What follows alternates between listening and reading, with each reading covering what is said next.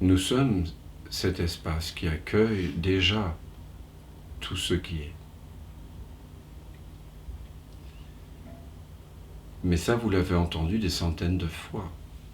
Donc maintenant, j'aimerais qu'on mette à l'épreuve cette formulation.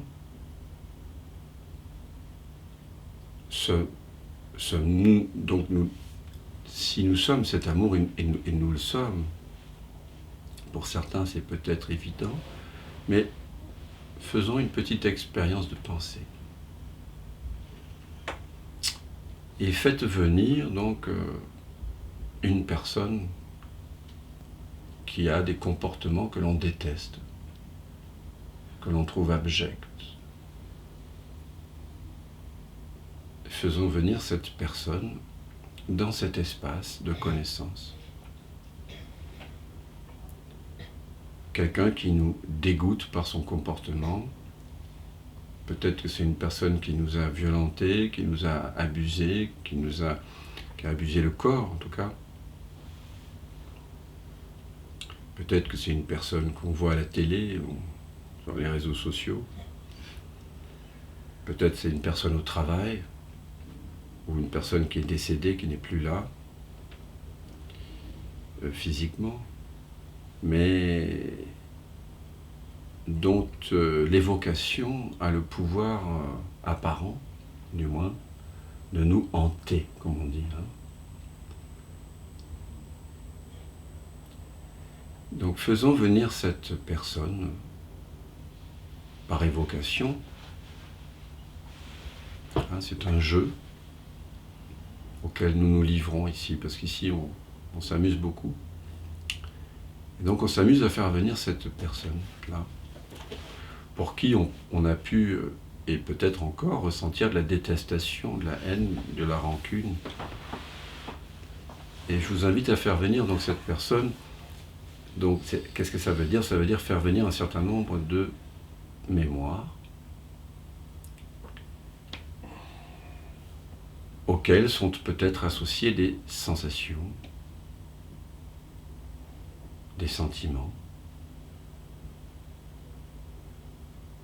Peut-être qu'en évoquant cette personne, le corps commence à vibrer différemment, à se tendre, à s'étouffer. Il y a peut-être un malaise dans le ventre, une crispation dans le plexus. Chacun regarde ce que cette évocation génère d'un point de vue tactile, vibratoire, sensoriel.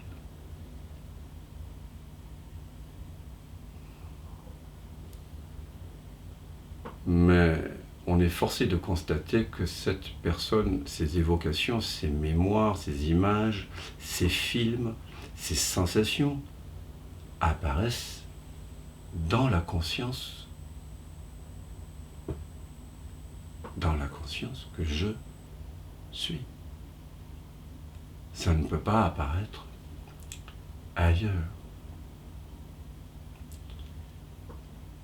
Ça apparaît en toi, en ce que tu es vraiment, dans cette conscience illimitée et sans âge.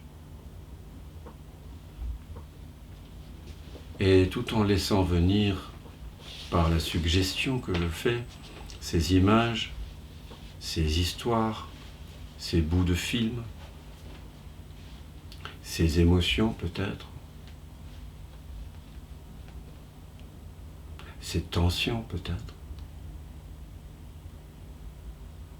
Voyez qu'ils apparaissent dans cette présence consciente,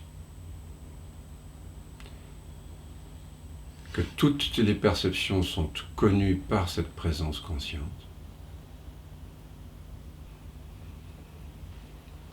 Et puis vérifiez si ce que je vais dire là est vrai pour vous. Toutes les images et les sensations apparaissent à zéro distance de cette conscience que vous êtes. Donc à zéro distance de toi maintenant. En réalité, à un niveau essentiel, et c'est ça dont qu'on partage ici ce soir. Je suis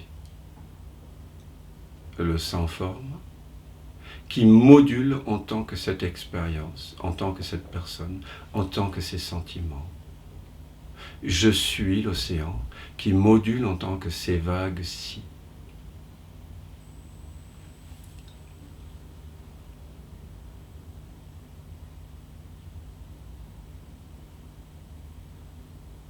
Certes, ce que je suis ne dépend pas des vagues, je suis l'océan, mais toute vague est faite de moi.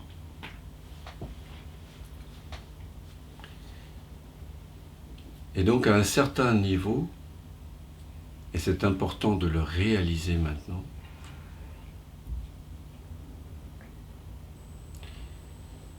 cette personne, ces situations, ces expériences que l'on a longtemps rejetées, on a fait beaucoup d'efforts pour refouler, pour juger, pour condamner, et quand on condamne, juge et met des mots, une gangue de mots autour d'une sensation, ça s'appelle du refoulement en fait. On s'éloigne, on veut s'éloigner de quelque chose. Mais ici, nous prenons le contre-pied de cette habitude funeste et source de souffrance. Non, nous réalisons que la conscience est déjà en train d'accueillir cette personne, ces évocations, ces images, ces douleurs, ces émotions. Et nous remarquons également que tout cela apparaît à 0 distance de moi, de ce que je suis vraiment.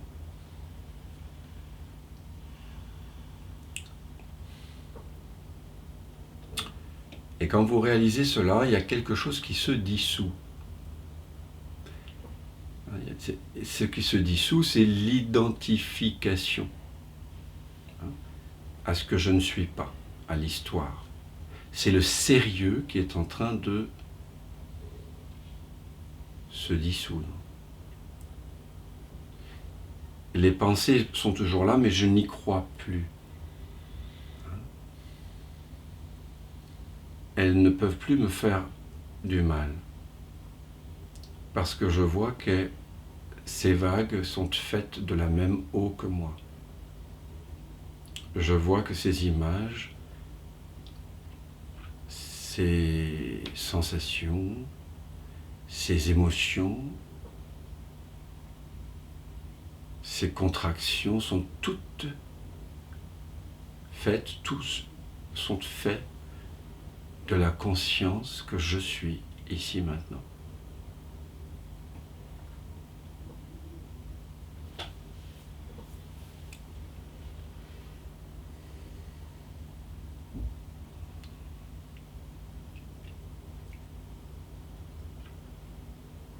C'est pas une hypothèse, c'est la réalité que je tente de décrire plus ou moins maladroitement et que je vous invite à découvrir pour vous-même, pour vérifier.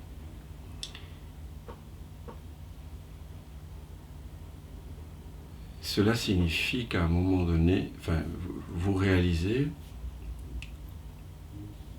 puisque vous sentez une grande détente qui a lieu, lorsque vous réalisez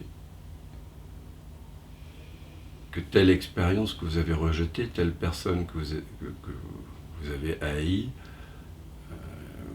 telle perception qui vous frustre ou qui vous dégoûte, quand vous réalisez que ce dégoût, que cette frustration, que cette colère, que ce désespoir, que tout ce qu'engendre cette évocation est en réalité fait de la conscience que tu es,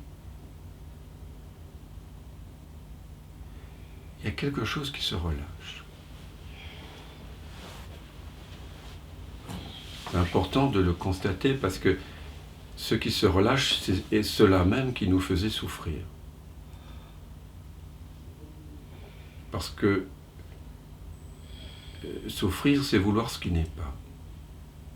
Et soudain, vous réalisez que vous ne pouvez pas, la vague, là, ne peut pas ne pas être, ne peut pas ne pas apparaître. Je ne cherche pas à ce que la vague soit différente de ce qu'elle est, je cherche juste à reconnaître ce dont elle est faite. Et elle est faite d'eau. Quand je reconnais que mon agresseur, ou mon harceleur, ou cette personne qui dans le paysage audiovisuel ou mondial de l'humanité est faite de la même substance que moi, quelque chose se détend profondément. C'est ça l'amour.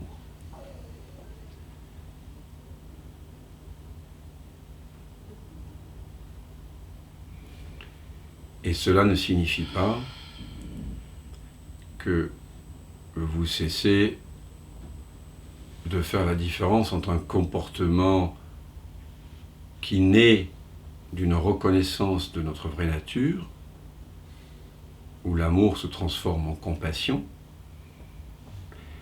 et un comportement où on a oublié que nous sommes l'amour et qui est un comportement qui est basé sur l'ego, sur une vision parcellaire de la vérité et qui engendre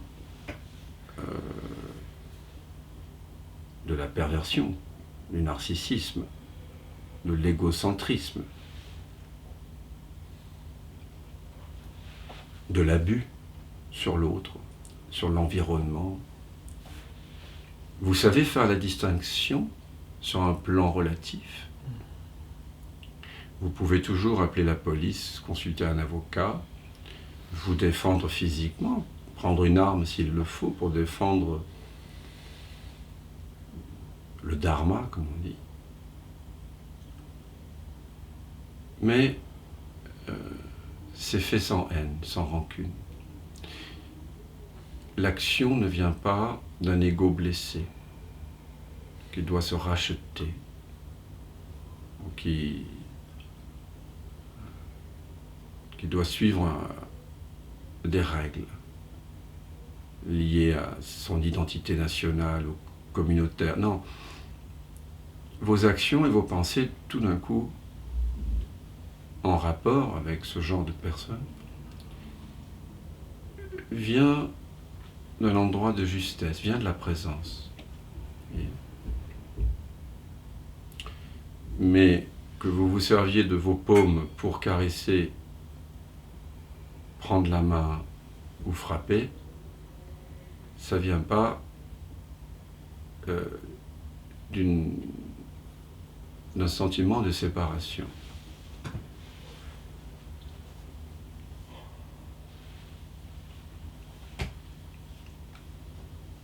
Et donc j'avais à cœur ce soir de partager cela avec vous, parce que il m'arrive à moi aussi, parfois, d'être surpris par certains comportements, au point d'avoir besoin de prendre ce temps, de faire cette expérience d'unité que nous venons de faire.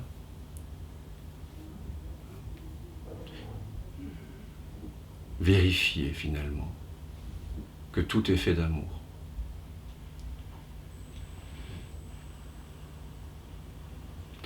Parce que si on ne fait pas ça au quotidien, si on ne prend pas le temps de le faire, et je prends ce temps-là, quand il faut, quand ça doit se faire, si on ne prend pas le temps de reconnaître toutes ces vagues comme étant une expression de l'océan, toutes ces zones d'ombre, tous ces refus, toutes ces expériences, d'être une expression de la conscience que je suis, et ça prend un temps, hein, effectivement, avant que la réaction émotionnelle liée au jugement se dissolve.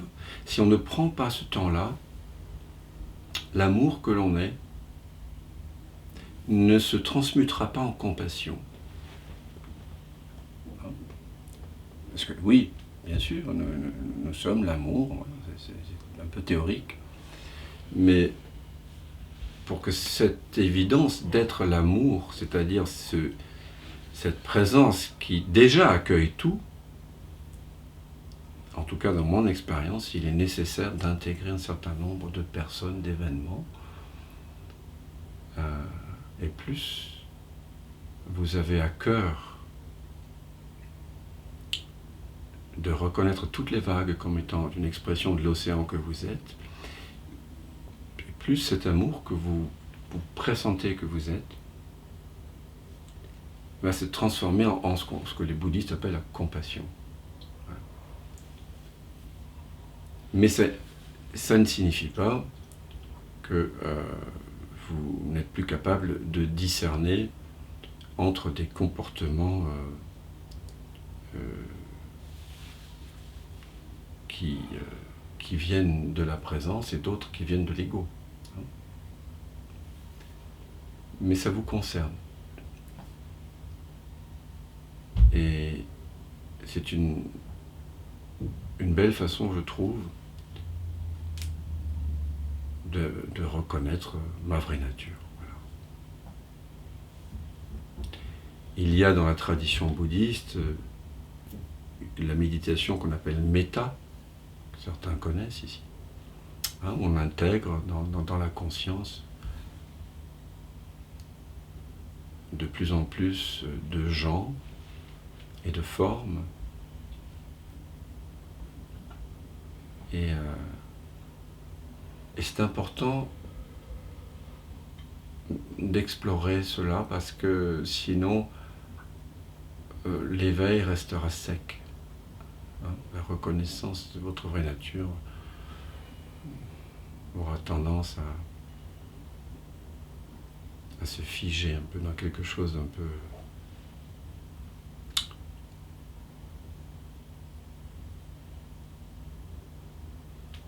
de se figer tout simplement.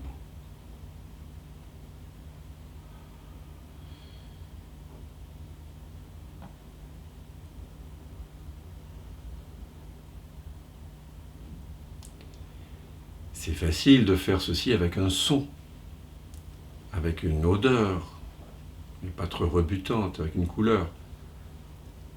Mais ça demande plus de temps de le faire avec nos ennemis.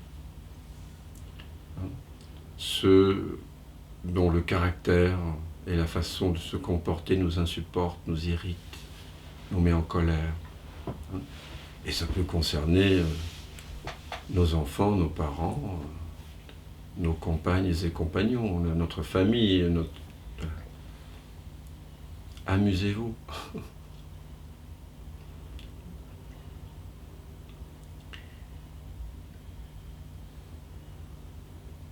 Et vous voyez, vous allez voir, vous allez découvrir que tout est porte vers l'éveil. Puisque tout est fait de conscience. Mais il ne faut pas le dire comme ça si ce n'est pas un vécu. Voilà. C'est aussi ce sur quoi j'insiste beaucoup dans ces rencontres. Voilà. Mettons-nous en jeu. Ça veut dire quoi? Qu'est-ce qu'on met en jeu? On met en jeu finalement ce qu'on n'est pas.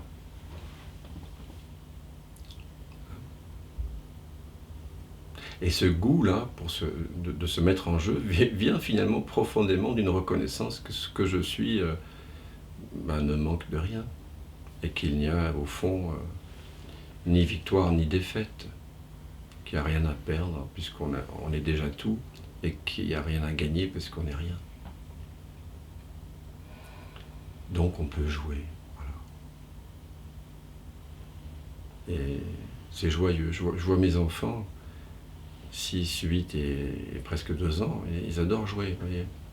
Et nous, on a perdu un peu ce goût du risque. Là, je voyais mon fils tout à l'heure, là, il faisait des trucs hallucinants. C'est-à-dire que si j'étais pas là, il allait tomber de 2 mètres de haut. Une espèce de confiance. Voilà. Il devait sentir que papa allait venir l'aider. Mais nous pouvons aussi jouer, voilà, dangereusement, parce que c'est pas papa qui va être là, mais c'est le père. c'est l'être qui est là, la présence est là. Et donc, moi je vous invite vraiment à faire ce genre d'expérience de pensée que nous venons de faire.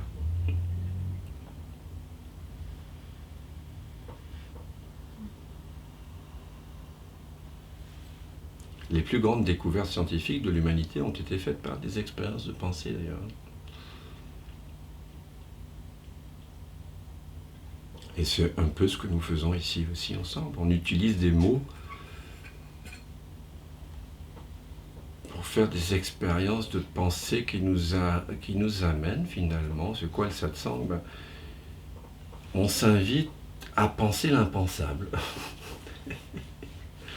Et comme la pensée échoue à chaque fois, quelque chose d'autre se révèle.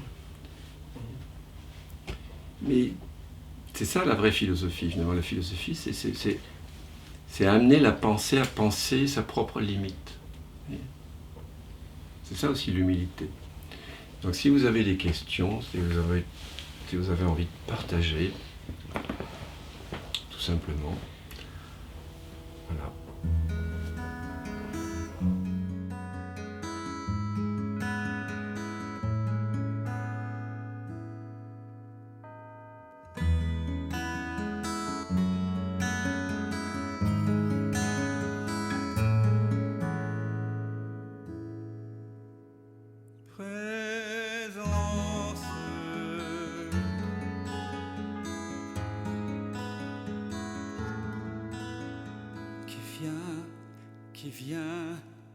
Qui vient de l'absence,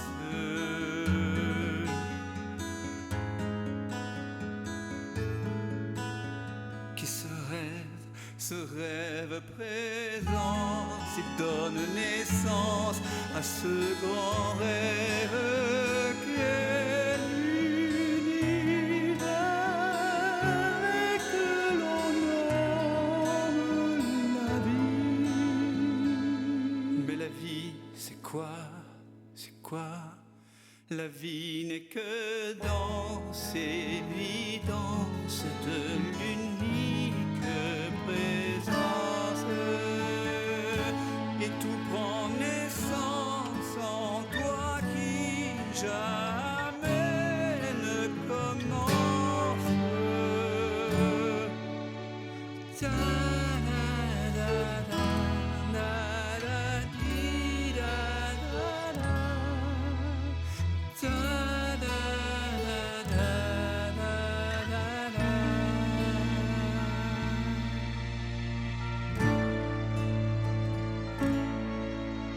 Comme la rose fleurit sans cause, tout se déploie au cœur du virtuose. Je suis, tu es, et ici tous osmose. Je suis, tu es, nous sommes comme elle, faits de la même substance. Présence, c'est vraiment maintenant que ça commence. Je m'émerveille en ce silence, tout naît, tout meurt dans la présence.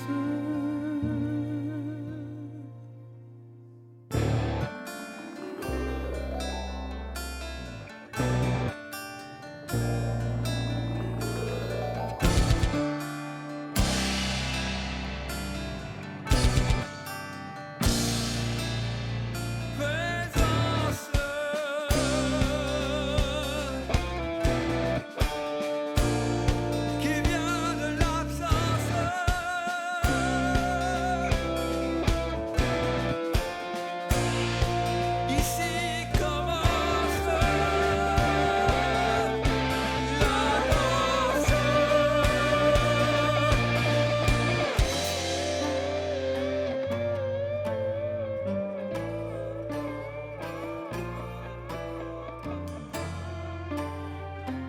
J'ai tant cogné à ta porte pour te connaître, vérité.